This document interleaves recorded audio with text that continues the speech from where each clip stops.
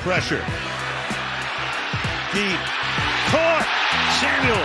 Touchdown.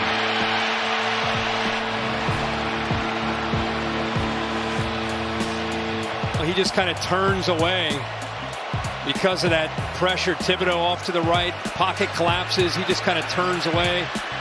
Probably thought he had maybe a chance at it, but put it where Samuel. Oh, the Niners. The Niners are pretty good. The Giants are okay. Brock Purdy looked a little human last night. The Niners get the win. This is interesting to see. Daily Sports Podcast, News Narratives Takes Gambling. It is Friday, a football Friday, and we've got a big football preview for you. No news on the Allen Williams thing out of Chicago. Nobody's heard a damn thing since he left the team, and if there are any actual legal things happening, I'm sure it'll happen in like 3 or 4 months, which is usually how investigations work. So if it didn't break, then maybe it will break down the road. From last night, Trent Williams punched a guy in the face and didn't get ejected, but there was another guy. I think that guy punched him in the face. There's a lot of punching. That's A'Shawn Robinson, and that happened at the end of the half. Here, look at it. Here we go. So it's a kneel down, punch him. Gets in his face, and he punches him again. I better get fined. There's some flags flying. I don't know. Let him play, whatever. I mean, they both probably should have been ejected, which is, whatever. That happens. Huge news from Dallas. It appears as if their second best defensive player, Trayvon Diggs,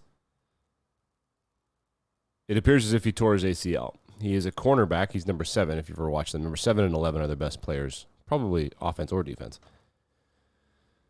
And he tore his ACL. So that's going to be a big blow to the Cowboys defense. They're still super good. Ligaments are not really a flexible timeline for recovery. Muscles are. C.J. Gardner-Johnson of Detroit tore his pec.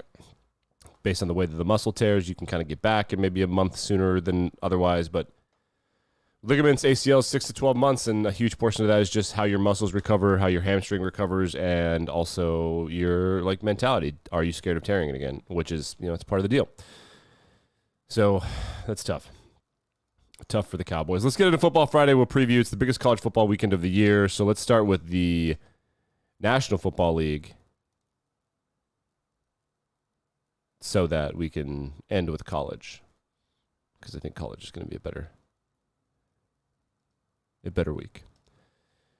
So the NFL slate this week is not great. They're doing this annoying thing. There are 9 games in the 1 o'clock window, Eastern Standard Time, and only 3 in the afternoon window. And those 3 games are Cowboys-Cardinals, Bears-Chiefs, and Panthers-Seahawks. The most interesting game of the weekend is the only game of the weekend. We talked about this before, where there are 2 0-2 teams.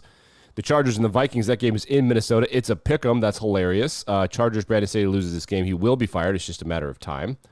They can do it at the end of the season. They can do it mid-season. Who knows? But I bet everything I gotta find first coach fired if that's still available.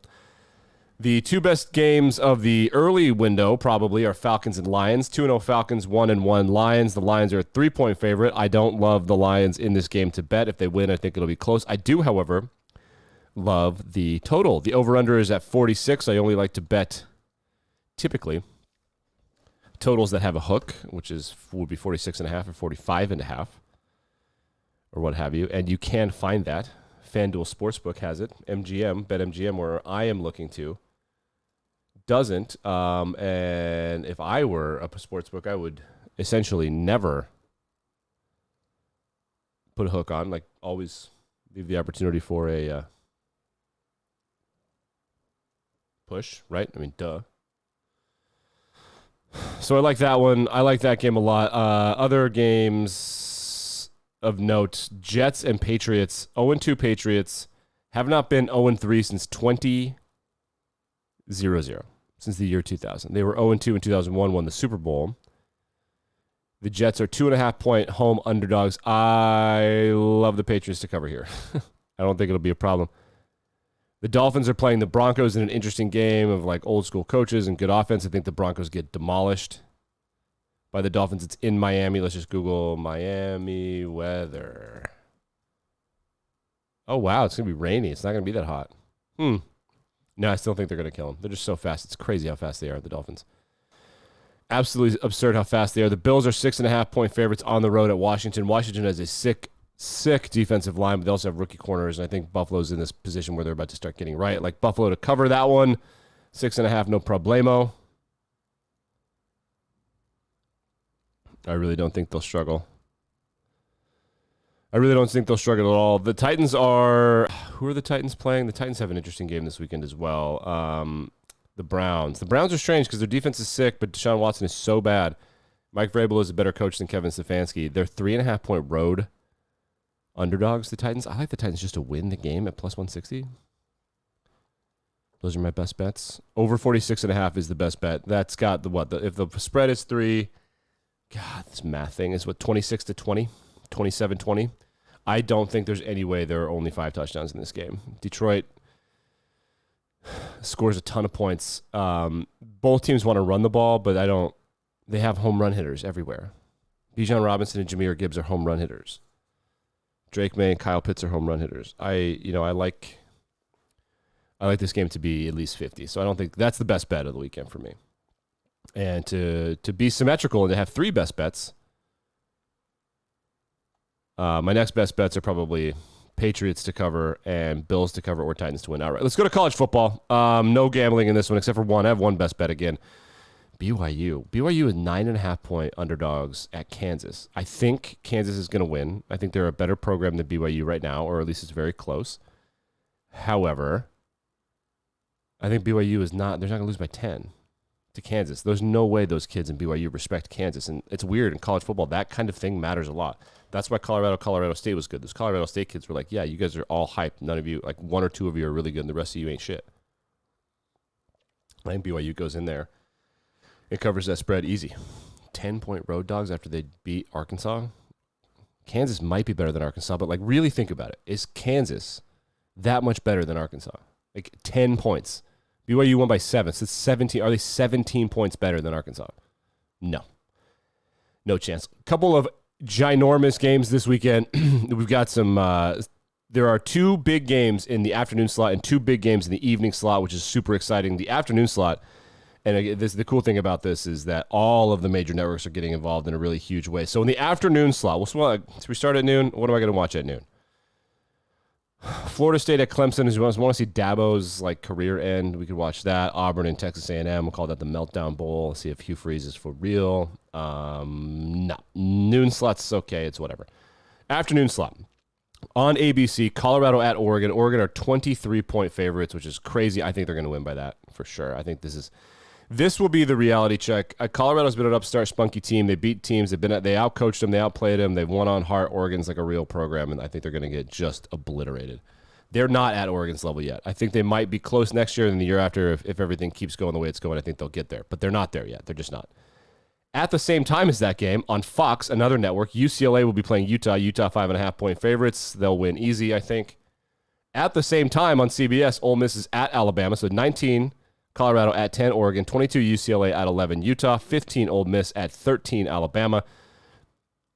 Bama are 7-point favorites. This is the gut check game for Alabama. They've looked like garbage 2 weeks in a row. Ole Miss is the same as they've always been, where if you can't cover their receivers, they'll beat you, but they're not really anything to write home about defensively. That's how that goes. Fine. Other interesting games, I think Maryland might beat Michigan State. Something to look out for there. I do think that's going to happen. And then at night, the night slate's crazy. Oregon State at Washington State, that's a ranked matchup. You like that? Oregon State at Washington State, that's a ranked matchup. I'm going to watch Appalachian State at Wyoming for the what would have been cool to go to college here bowl. App State and Wyoming should play the Mountain Bowl every year. They should just play every single year right at this time when it's like the most beautiful looking thing. Maybe throw in a November game in there just for the snow. So that game's at 7. Other games is 7 o'clock games. Oregon State, Washington State. But then at night we really get going at 7:30 with Ohio State at Notre Dame and Iowa at Penn State, NBC and CBS respectively. It's a huge. So Notre Dame opened the season I think 7.5-point underdogs at Ohio State. They are now down to 3-point home underdogs. I think that they are going to cover. I absolutely think they're going to lose this game. This is just a game Notre Dame loses by 1, and then the fan base has to make an argument that they're not that bad. It's clear as day what's going to happen here. I mean, I I could be wrong. I don't think that I am, obviously.